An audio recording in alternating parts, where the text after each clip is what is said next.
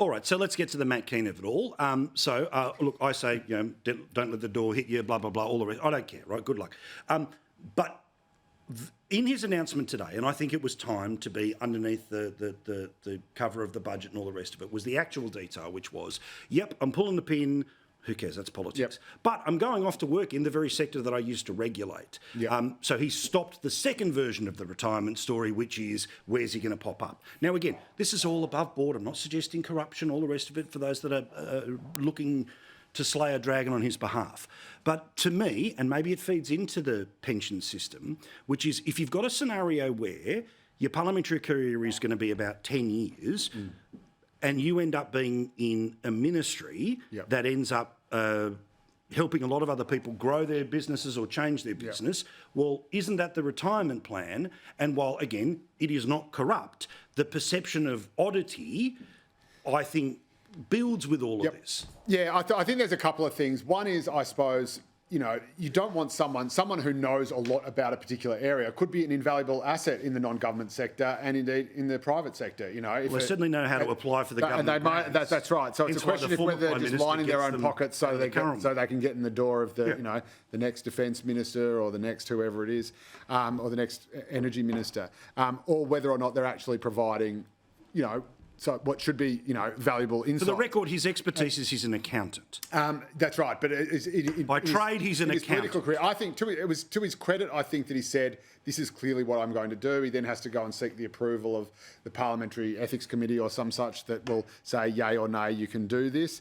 I thought what was a bit unbecoming is that he did it when his successor as Treasurer was handing down the budget. It was obviously an attention-seeking device to sort of detract from that, and I thought it was a bloody good budget too, I have to say. Oh, of course you did. Come on, stop it. $5 billion goes good stuff for social housing, but the rest of it's not amazing. That's amazing. And but yeah, I thought that was a bit unbecoming. And politicians don't have many friends outside of politics often. I think when you're actually going out, and it's the time when Sam and Ralph, the sheepdog, and the wolf can just sort of shake hands and call it a day. Yeah. I don't know why you'd.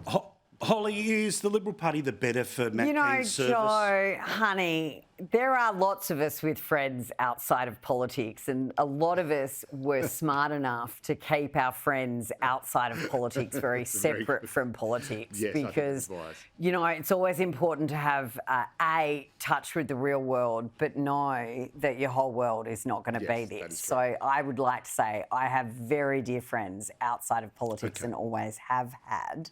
So, let's talk about Matt, though. That's a bit cruel.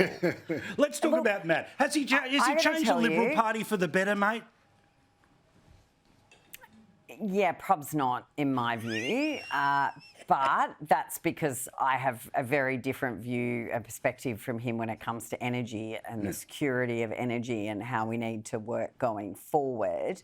I have to say, though, I've spent the last 2 days in a menopause inquiry, so I'm actually not up to speed on what the New South Wales budget was today. Don't fair. Because I have been neck deep in menopause inquiry. In that case, take my word, Hollie, it was fantastic.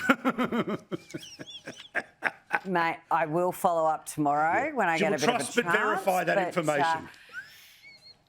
I will double check that, but I do appreciate your input, Joe. But, and Hollie, I am friends with you. Matt was only a week ago saying he wasn't interested in a move to federal politics after he was touted as maybe wanting to knock off Paul Fletcher. I mean, who knows in this game? But I certainly read a statement that he'd put out, and it seemed to me that he already had something lined up in the energy sector, reading maybe between the lines, but certainly what he put out.